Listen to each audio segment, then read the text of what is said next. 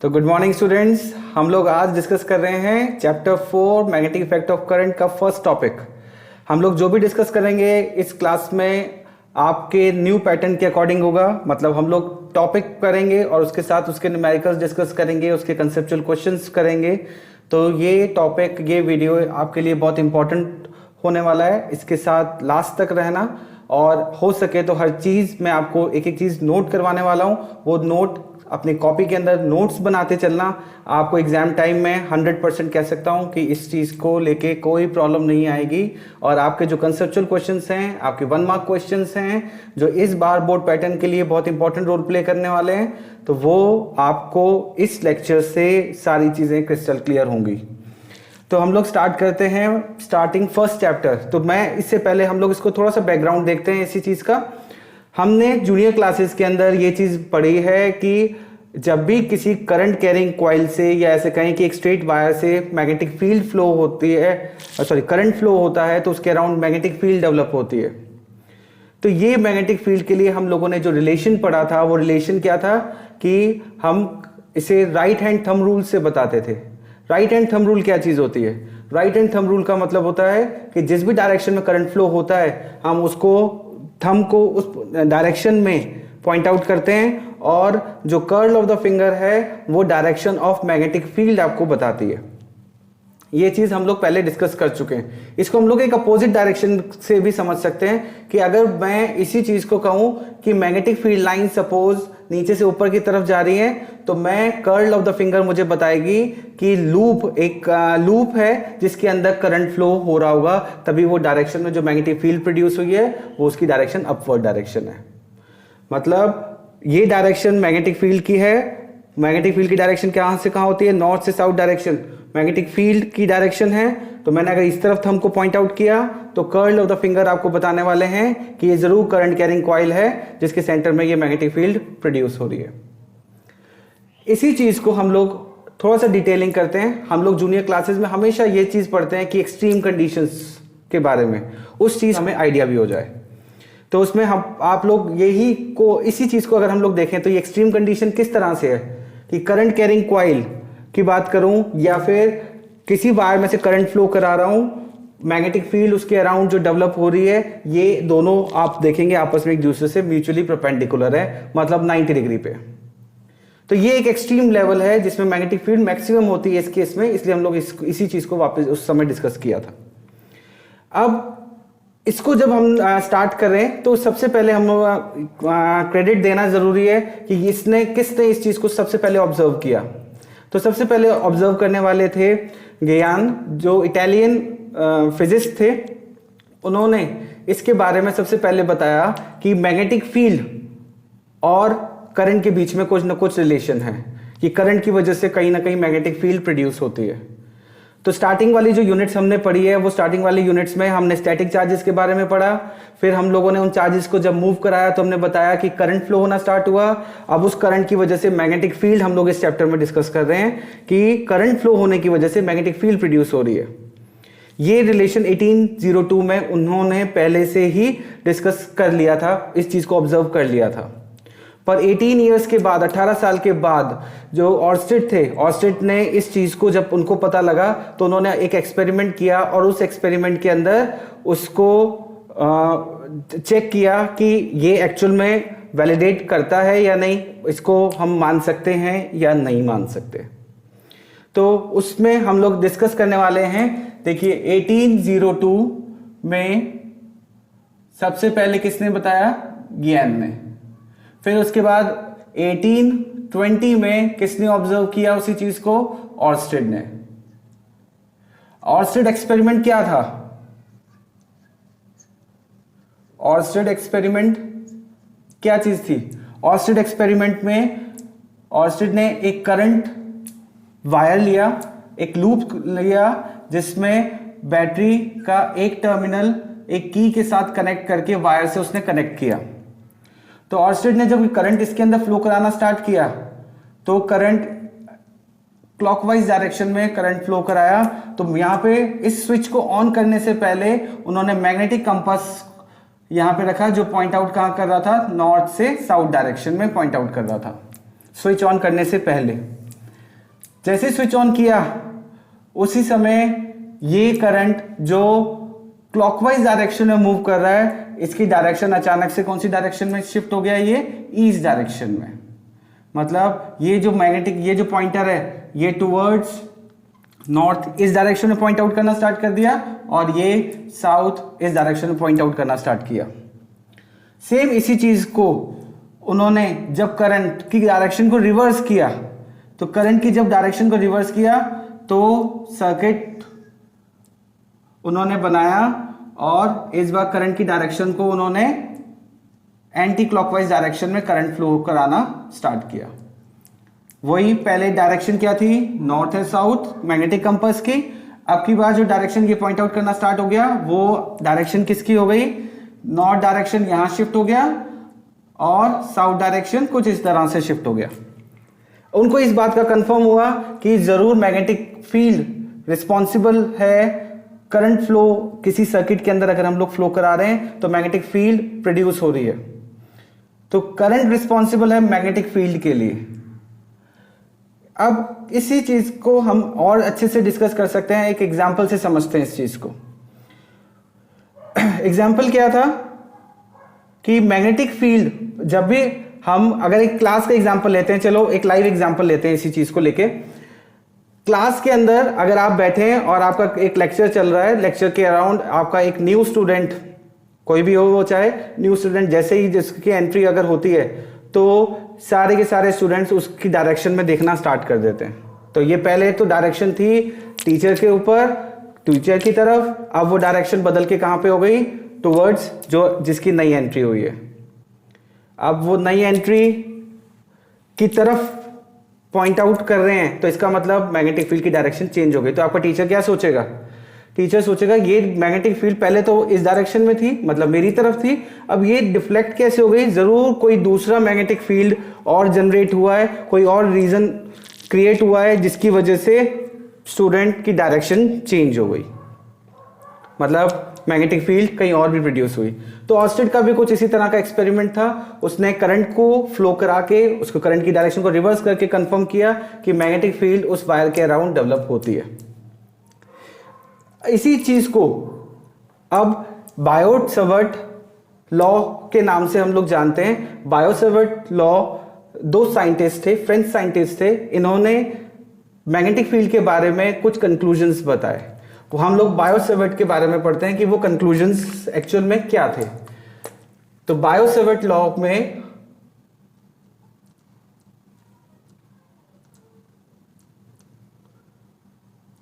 जो conclusions Biot और सवर्ट दोनों ने मिलकर जो कंक्लूजन्स बताए इस एक्सपेरिमेंट को ऑब्जर्व करने के बाद, उसके हाइलाइट्स कुछ इस तरह से थे कि मैग्नेटिक फील्ड, उन्होंने क्या किया, एक करंट कैरिंग वायर लिया, उस करंट कैरिंग वायर के अंदर उन्होंने जज किया कि सपोज मुझे इस पॉइंट पे मैग्नेटिक फील्ड फाइंड करनी है, और इस वायर में उन्होंने करंट फ्लो कराना स्टार्ट किया।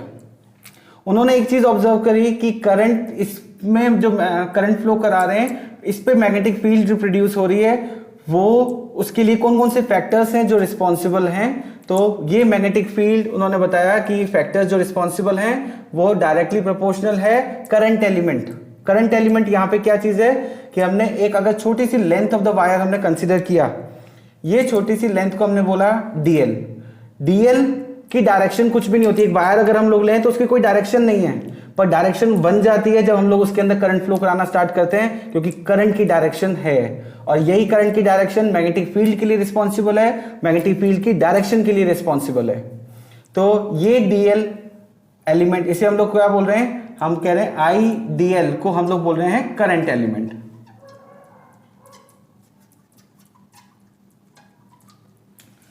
अब इस करंट एलिमेंट की वजह से कितनी मैग्नेटिक फील्ड प्रोड्यूस होगी, तो ये हमने डिस्टेंस ले लिया कि एक्चुअल में वो डिस्टेंस है कितना।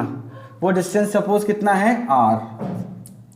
ये आर क्या है, ये वो डिस्टेंस है जो आपने करंट एलिमेंट लिया उससे इस पी पॉइंट तक का डिस्टेंस है, जो मतलब इससे इसकी दूरी कितनी है। डिस्टेंस जितना ज्यादा दूर हो जाता है उतना ज्यादा हमें ये मालूम है कि मैग्नेटिक फील्ड की वैल्यू भी, उसकी इंटेंसिटी भी कम हो जाती है। क्या, कैसे, कैसे बता सकते हैं इस चीज पे? हम लोगों ने जो पढ़ा था जूनियर क्लासेस में वो परपेंडिकुलर पार्ट पढ़ा था, तो मैंने इसके जस्ट परपेंडिकुलर डायरेक्शन नहीं लिया क्योंकि ये एक्सट्रीम कंडीशन है, तो इसका मतलब इसके एंगल के ऊपर भी ये डिपेंडेंट होना चाहिए। तो बायो-सैवर्ट ने इसी चीज को एक्सप्लेन किया एक लेंथली, और इस एंगल को बोल दिया कि सपोज ये एंगल कितने पे है, थीटा। यहां पे एंगल थीटा क्या चीज है?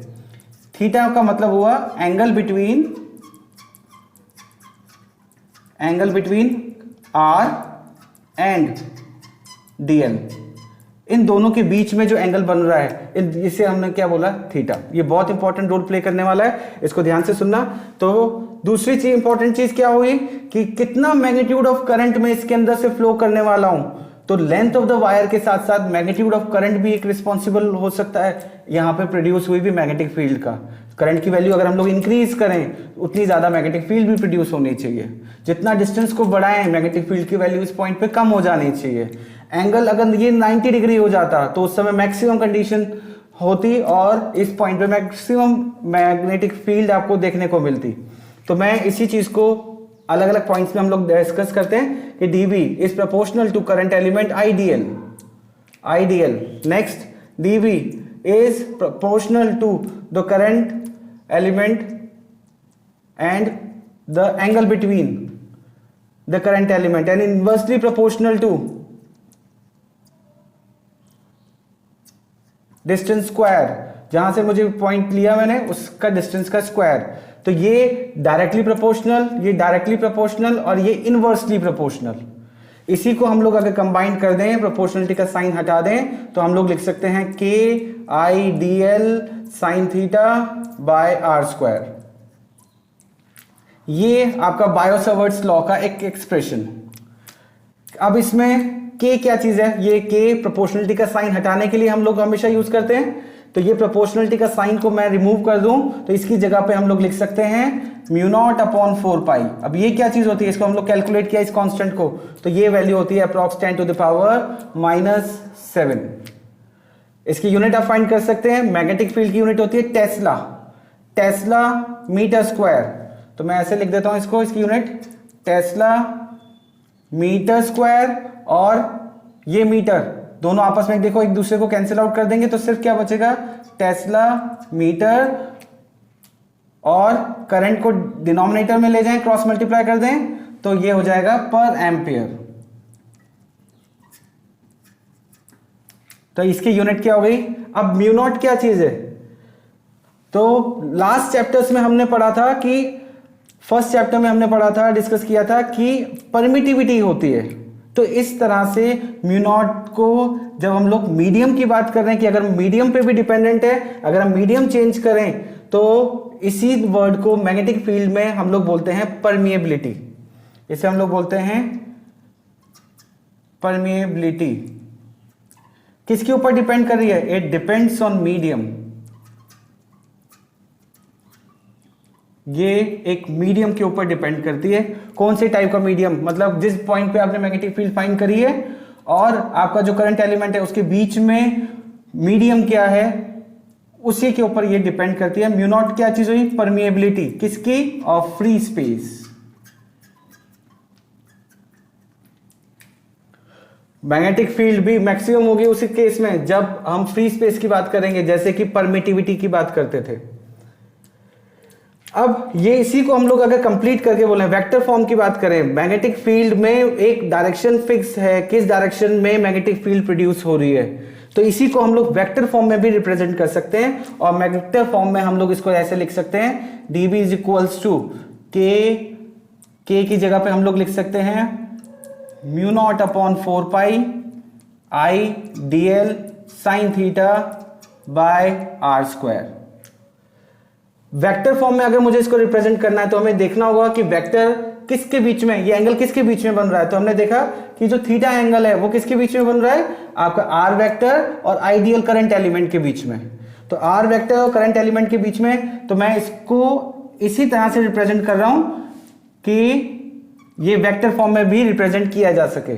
तो मैं इसको लिख रहा हूं dV vector mu not upon 4 pi I dl, मैं इसको लिख रहा हूं क्रॉस आर, मैंने आर अपनी मर्जी से ऊपर ऐड किया, तो मैं नीचे मुझे आर स्क्वायर की जगह पे क्या लिख दिया मैंने, आर क्यूब लिख दिया। तो डीएल क्रॉस आर क्या चीज रिप्रेजेंट कर रहा है, डीएल क्रॉस आर आपको बता रहा है उसकी डायरेक्शन क्या है। तो डायरेक्शन साइन थीटा मैंने हटा दिया, और डीएल क्रॉस आर ये क्या चीज रिप्रेजेंट कर रही है, आपको वेक्टर फॉर्म रिप्रेजेंट कर रही है। और डीएल क्रॉस आर को हम लोग किस तरह से फाइंड करते हैं वो हम लोग देखते हैं। तो डीएल क्रॉस आर आपको क्या बता रहा है, मैग्नेटिक फील्ड की direction.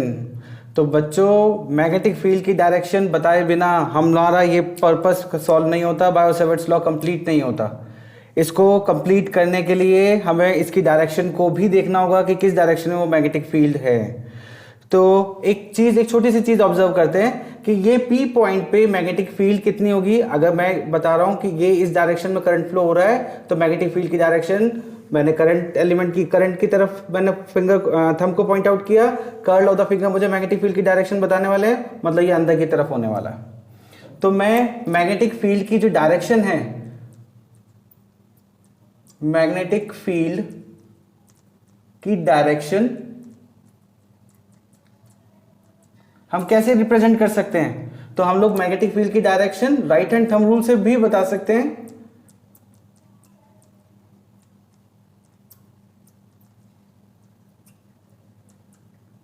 Right hand thumb rule से भी बता सकते हैं, और मैग्नेटिक फील्ड की डायरेक्शन हम लोग राइट हैंड पाम रूल से भी बता सकते हैं। और वो क्या होता है मैं अभी बताता हूं आपको। Right hand palm rule, right hand palm rule का मतलब क्या हुआ, देखो आपका जो थंब है वो थंब किस डायरेक्शन में पॉइंट आउट करना चाहिए, right hand palm rule. Thumb आपको रिप्रेजेंट करेगा direction of current, IDL element, current किस डायरेक्शन में फ्लो हो रहा है, आईडीएल। उसको जरा अलाइन कर लें, आपका जो पाम है उस पाम को कवर कर दो इस आर से। आपका ये एलिमेंट 90 डिग्री नहीं कह रहा मैं, इसको हमने इस तरह से किया, आर को मतलब डिस्टेंस को हमने इससे आर से कवर कर दिया। तो डिस्टेंस पाम किस चीज को रिप्रेजेंट करेगा, पाम रिप्रेजेंट करेगा आर डिस्टेंस, आर वेक्टर को।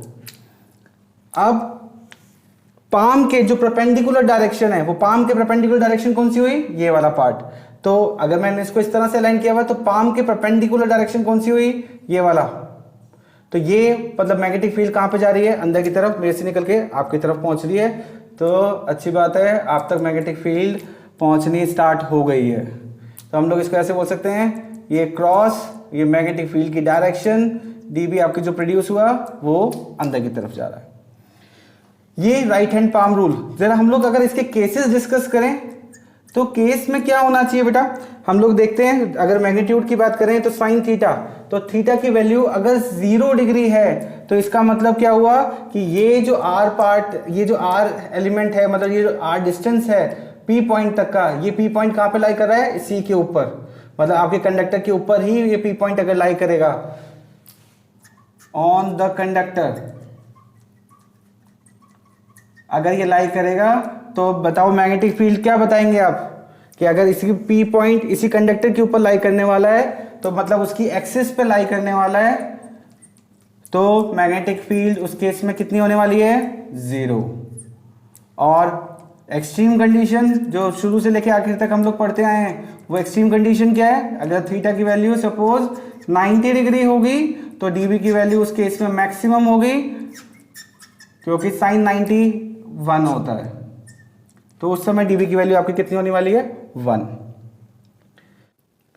तो बच्चों मैग्नेटिक फील्ड फाइंड करने के साथ साथ डायरेक्शन भी उतना ही इंपॉर्टेंट रोल प्ले करती है किसी भी न्यूमेरिकल को सॉल्व करने के लिए। तो कभी भी हम लोग किसी भी न्यूमेरिकल की जब बात कर रहे हो, कोई न्यूमेरिकल हम सॉल्व कर रहे हो, तो मैग्नेटिक फील्ड वेक्टर क्वांटिटी है, तो आप उसको बिना सिर्फ मैग्नीट्यूड के साथ सॉल्व करने की कोशिश नहीं करें। मैग्नेटिक इसमें आप उसके साथ उसकी डायरेक्शन को भी जरूर मेंशन करें।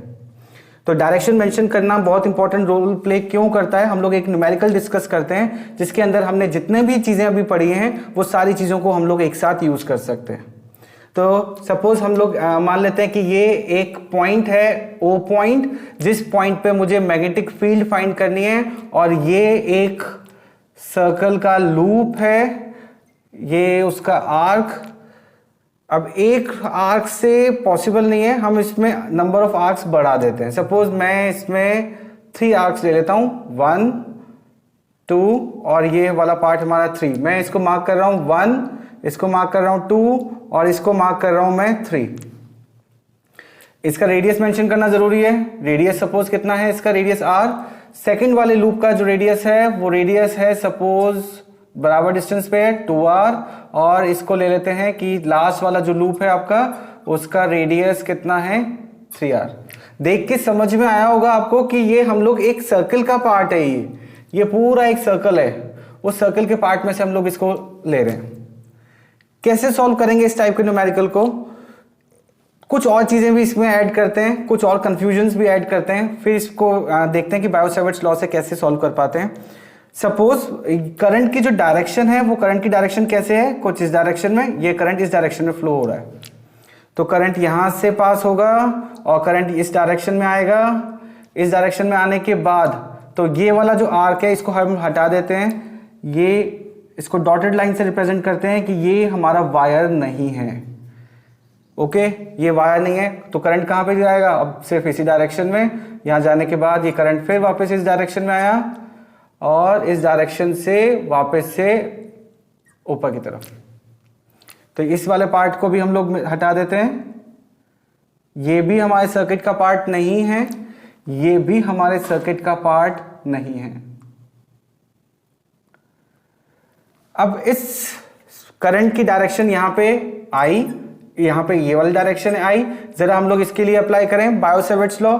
तो बायो-सैवर्ट्स लॉ क्या था, तो मैं फर्स्ट लूप के लिए सबसे पहले ले रहा हूं, तो मैं उसको रिप्रेजेंट कर रहा हूं सपोज dB1 से। क्या लिख सकते हैं, μ0/4π, μ0/4π आई करंट हमने मेंशन किया है, dl sin theta upon distance r²। ये वेक्टर फॉर्म में लिखना जरूरी है, तो इसकी डायरेक्शन कौन सी बताएंगे, तो डायरेक्शन फाइंड करने का मैं मेथड आपको बताता हूं कैसे। कि हमने फर्स्ट वाले लूप की बात कर रहे हैं, तो करंट रूल के अकॉर्डिंग क्या था कि थंब आइडियल एलिमेंट की तरफ होना चाहिए, करंट की डायरेक्शन आइडियल एलिमेंट की तरफ होना चाहिए, और कर्ल ऑफ द फिंगर किस डायरेक्शन में, अंदर की तरफ। ये देखो पाम को मैंने किससे मुझे रखना है, पाम को मुझे इसके रेडियस को मैंने कवर किया। आइडियल किस डायरेक्शन में है, थंब की डायरेक्शन में, और फिंगर को कर्ल करते ही मुझे मैग्नेटिक फील्ड मिलने वाली है, और वो मैग्नेटिक फील्ड फिर इस डायरेक्शन में आपकी तरफ। तो मैग्नेटिक फील्ड ज्यादातर आप लोगों की तरफ ही पहुंच रही है। ये एक अच्छा साइन लगता है कि यहां से जो निकली हुई मैग्नेटिक फील्ड लाइंस है वो आप तक जा रही है, आपको शायद समझ में आ रहा है।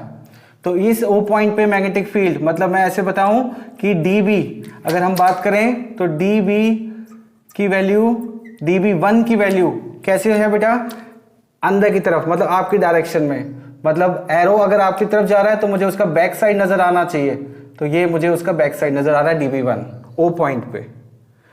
तो O पॉइंट पे ये साइन कैसा है, क्रॉस, मैंने क्रॉस से इसको रिप्रेजेंट कर रहा हूं। तो ये एक वेक्टर क्वांटिटी से हमने इसको दिया। अब ये भी न्यूमेरिकल में आपको गिवन होता है कि ये जो लूप है इसका एंगल कितना है, सपोज वो एंगल थीटा है, तो मुझे यहाँ पे साइन थीटा को रिप्लेस करना होगा इस एंगल थीटा से। इस एंगल को मुझे कैसे लिखेंगे, तो एक चीज और हम लोग याद रखते हैं कि एंगल इक्वल्स टू क्या होता है, हमने पढ़ा है एंगल इक्वल्स टू होता है arc upon radius. Arc upon radius, angle का मतलब क्या होता है, आर्क अपॉन रेडियस। तो यहां पे एंगल कितना है, थीटा। आर्क कौन सा पार्ट हुआ आपका, ये वाला, तो आर्क की जगह पे इस लेंथ को मैं बोल देता हूं, सपोज वो आर्क है आपका dl1, तो dl1 ये आपका आर्क हुआ इतना, और डिस्टेंस रेडियस कितना है इसका, यहां से यहां तक, ये रेडियस है r। तो मैं थीटा dl1 की जगह पे थीटा की फॉर्म में अगर मैं लिखूं तो मैं इसको क्या लिख सकता हूं, थीटा मल्टीप्लाई बाय r, इस तरह से रिप्रेजेंट कर सकता हूं। दूसरे वाले लूप के लिए अगर मैं इसी चीज को लिखूं तो कैसे लिख सकता हूं, तो अगेन सेम dl2, इस बार dl2 एंगल, उसके लिए सेकंड वाले लूप के लिए भी एंगल सेम रहेगा, तो यहां पे मैंने लिख दिया उसको थीटा अपॉन रेडियस कितना है बेटा इस बार 2r, तो इसकी जगह पे मैंने क्या लिख दिया 2r। अच्छा, इसको हम मल्टीप्लाई करके लिख रहे हैं, तो इसको हम ऐसे लिख देते हैं multiply by 2r। Next dl3 is theta multiply by radius, और थर्ड लूप का रेडियस है 3r। ये चीज आप लोगों को क्लियर है? तो बेटा हम लोग magnetic field, total magnetic field अगर मुझे इसके लिए फाइंड करनी है तो जरा इसकी वैल्यूज को इससे रिप्लेस करके देखते हैं। तो मुझे इसको क्या करना चाहिए, टोटल मैग्नेटिक फील्ड लाइंस के लिए इसको मुझे इंटीग्रेट कर देना चाहिए। तो ये इंटीग्रेट करके क्या होना चाहिए, मैग्नेटिक फील्ड आपकी V1। dl को इंटीग्रेट करना चाहिए इस केस में, और वो dl को इंटीग्रेट करके देखो कितनी लेंथ है आपकी dl की, थीटा मल्टीप्लाई बाय r। तो मुझे इसको किससे रिप्लेस कर देना चाहिए, थीटा मल्टीप्लाई बाय r से। तो देखो मैग्नेटिक फील्ड की वैल्यू आपकी कितनी हो जाती है फर्स्ट के लिए, μ0/4 current I as it is, सारी ब्रांचेस में करंट सेम है। dl की जगह पे हम लोग क्या लिख सकते हैं, dl1 की जगह पे थीटा इंटू r की फॉर्म में। तो बेटा इसको dl को हम लोग जब इंटीग्रेट करेंगे, टोटल लेंथ आपने क्या किया, एंगल की फॉर्म में बता रहा है। देखो यहां से यहां तक की जो लेंथ है वो कितनी है, थीटा की टर्म्स में हम लोग रिप्रेजेंट कर रहे हैं। तो theta multiply by r, dl की जगह पे मैंने लिख दिया theta multiply by r। Okay, theta multiply by r। Sine theta की जगह पे क्या लिखेंगे, नीचे तो r स्क्वायर ही रहेगा। अब बात ये साइन थीटा की जगह क्या लिखेंगे, तो साइन थीटा में याद रखना होगा कि साइन थीटा क्या चीज थी, साइन थीटा एंगल था r और करंट एलिमेंट के बीच में। तो जरा देखें इसमें r क्या चीज है, r आपका रेडियस, ये आपका करंट एलिमेंट। तो इन दोनों के बीच में करंट एलिमेंट का मतलब क्या हुआ, करंट एलिमेंट ये I dl, तो इसकी डायरेक्शन इस डायरेक्शन में है, रेडियस कितना ये। तो हम लोग हमेशा कैसे फाइंड करेंगे, इन दोनों के बीच का एंगल कितना है, देखो इन दोनों के बीच में एंगल कितना है, 90 डिग्री। देखो हम लोग अगर सर्कल की बात करते हैं, अगर हम एक सर्कल की बात करें तो सर्कल में आप क्या करते हैं, कैसे फाइंड करते हैं कि ये आपका रेडियस है r और ये आपका dl एलिमेंट है, तो ये वाला एंगल आपका हमेशा क्या होगा, 90 डिग्री होगा। तो यहाँ पे देखो ये सारे एंगल कितने हैं, ये सब एंगल कितने, 90 डिग्री। तो ये बात कंफर्म है कि साइन, दोनों के बीच का एंगल साइन थीटा मुझे हमेशा क्या लेना होगा, 1। यहाँ पे मैंने सब की जगह पे क्या लिख दिया, 1। dl को इंटीग्रेट कर दिया, नीचे r³ हो गया। अब ये फॉर्मूला आपका किस फॉर्म में आ गया है, एंगल की फॉर्म में, रेडियस की फॉर्म में। कैंसिल कर सकते हैं हम इसको, r से इस एक r को हमने यहां से कैंसिल कर दिया, तो थीटा इंटू r। नेक्स्ट आपने मैग्नेटिक फील्ड फाइंड करेंगे, डायरेक्शन क्या थी इसकी, क्रॉस, अंदर की तरफ। दूसरे वाले लूप के लिए जरा देखें और डायरेक्टली ये वैल्यूज को सब्स्टिट्यूट करते हैं। जो कांस्टेंट है वो मैं एज इट इज लिख रहा हूं, μ0/4 करंट हमारा एज इट इज है। अब dl1 को जब मुझे इंटीग्रेट करना होगा, dl2 को इंटीग्रेट करना होगा, तो dl2 की जगह पे मुझे क्या लिखना होगा, थीटा इंटू 2r। तो यहां पे मैंने r को किससे रिप्लेस कर दिया, यहां पे मैं किससे रिप्लेस कर दूं, dl को मैंने रिप्लेस कर दिया थीटा मल्टीप्लाई बाय 2r। तो मैं यहां पे लिख रहा हूं थीटा मल्टीप्लाई बाय 2r, ये किसकी जगह पे लिखा है, dl2 की जगह पे। साइन थीटा की वैल्यू कितनी है, 1, लिखें या नहीं लिखें, अपॉन, अब r नीचे r स्क्वायर है, तो ये डिस्टेंस कितना है यहाँ पे, 2r। तो यहाँ पे मुझे क्या लिख देना चाहिए, 2r स्क्वायर। सेम ऐसे ही थर्ड के लिए भी फाइंड कर लें। हम एक चीज भूल रहे हैं अभी, इसमें हमने इसमें डायरेक्शन मेंशन नहीं करी, तो जरा इसमें डायरेक्शन देखते हैं। करंट की डायरेक्शन देखिए इस तरफ, थंब मेरा इस डायरेक्शन में, पाम मेरा किस डायरेक्शन में होना चाहिए, इस आर को कवर करना चाहिए। मैग्नेटिक फील्ड की डायरेक्शन कैसे बताएंगे, बाहर की तरफ। आप इसको राइट हैंड थंब रूल से भी बता सकते हैं। राइट हैंड थंब रूल लगाएंगे तो क्या करेंगे, करंट की डायरेक्शन इस तरफ, तो क्योंकि दोनों परपेंडिकुलर हैं, और मैग्नेटिक फील्ड की डायरेक्शन बाहर की तरफ निकलती हुई, मतलब पॉइंट, मतलब सेकंड वाला पॉइंट। अगर मैग्नेटिक फील्ड की बात करूं तो वो मैग्नेटिक फील्ड इस बार मेरी तरफ है, ये dB2 लिख रहा हूं, यहां पे मैं डॉट का साइन बना रहा हूं। थर्ड वाला लिखते हैं मैग्नेटिक फील्ड किस डायरेक्शन में, तो μ0/4 आइडियल,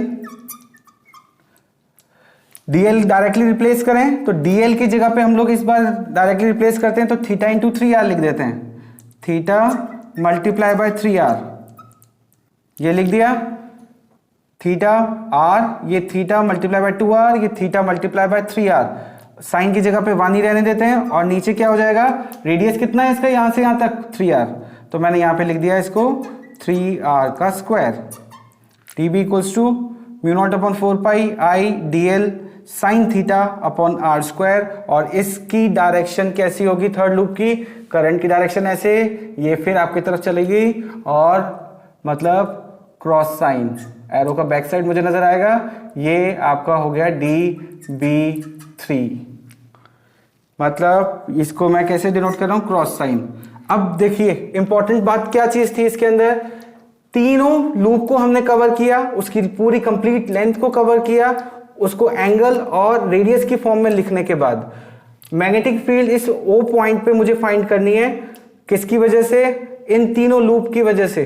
तो जरा देखें, तीनों को ऐड कर सकते हैं, कैसे ऐड करना चाहिए, नेट मैग्नेटिक फील्ड लाइंस कैसी होनी चाहिए, तो नेट मैग्नेटिक फील्ड लाइंस का मतलब क्या हुआ, देखो दोनों डायरेक्शन कैसी है, सेम, और ये वाली डायरेक्शन कैसी है, इसके जस्ट अपोजिट, इसको अपोज कर रही है, तो इसमें मैग्नेटिक फील्ड लाइंस एक इधर जा रही है, दूसरी थर्ड वाली भी इधर जा रही है, और एक बाहर की तरफ वापस से निकल के आ रही है।